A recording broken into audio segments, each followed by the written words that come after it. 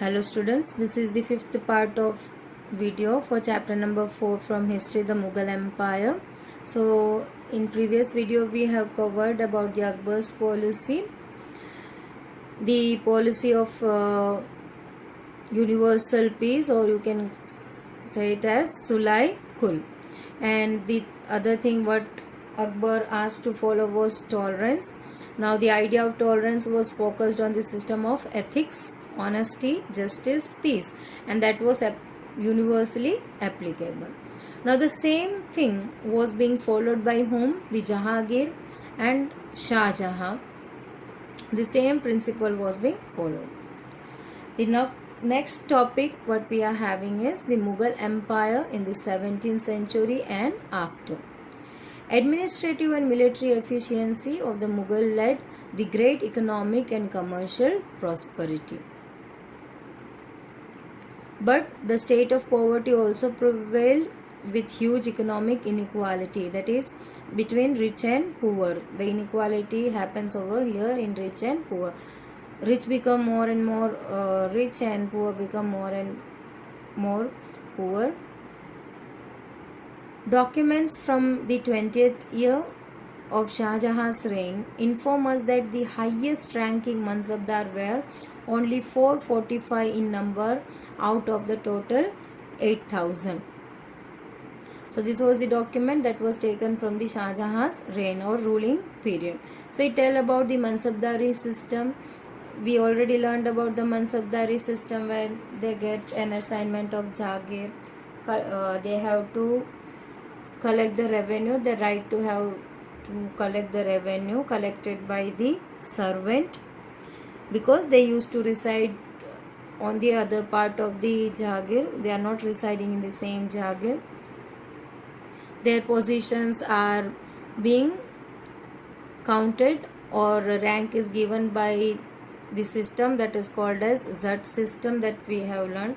And during the Akbar reign, the number of Mansabdar increased. So what happened in Shah Jahan's document or ruling period documents, we got the information that the highest ranking of Mansabdar was only 445 out of total 8,000. So there were 8,000 Mansabdar who were willing to get the position of Mansabdari, but only 445 were successful. Now this small number, a mere that is 5.6% of total number of Mansabdars, received 61.5% of total estimated revenue of the empire as salary for themselves and their troops. So they were exploiting more and more the peasants because the money or revenue what they were getting, that is 61.5%, and that is being used as their own salary and for their own troops, because every Jagir has to provide the number of soldiers. They are looking after the number of soldiers which are being registered in the kingdom. So they have, the troops has to also give the salary. So both the Mansabdar salary and troop salary was being taken from the revenue what was being collected. So what happens, the ruler is not getting the revenue what they asked for. So here they economically also went down. The Mughal emperor and their Mansabdar spent a great deal of their income on salaries and goods. So whatever revenue or whatever treasure they were having, they were spending it on what? On their salaries and as well as in purchasing of goods. Artisans and peasants did benefit but had very little for investment in their field, because purchasing were happening. So the artisans and peasants were getting the benefit, but they were not able to invest more in their field. The poor become more poor and wealthier become even more wealthier. Peasantry and artisanal groups, the merchants and the bankers profited in this economic world. Means the wealthier one, not the poorer one, because poorer were not able to have one time meal also. That kind of condition the poor was facing.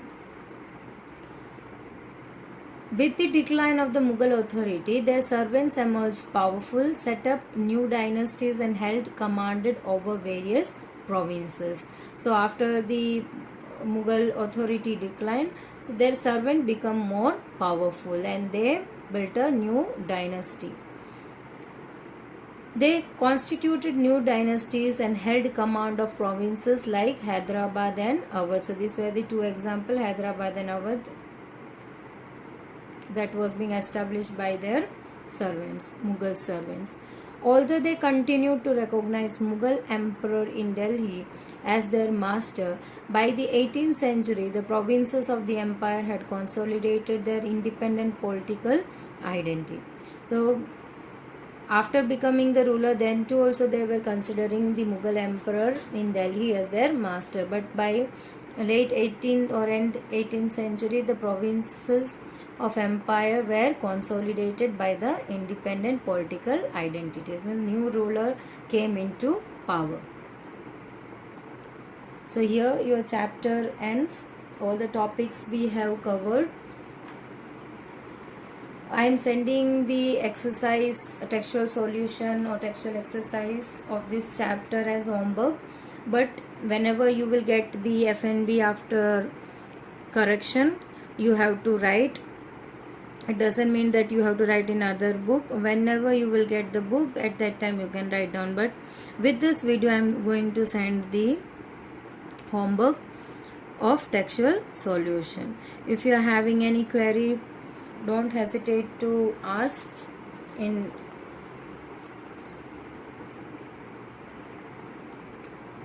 till then. Follow the video, compare the videos with the textbook so you can learn even more and in better way.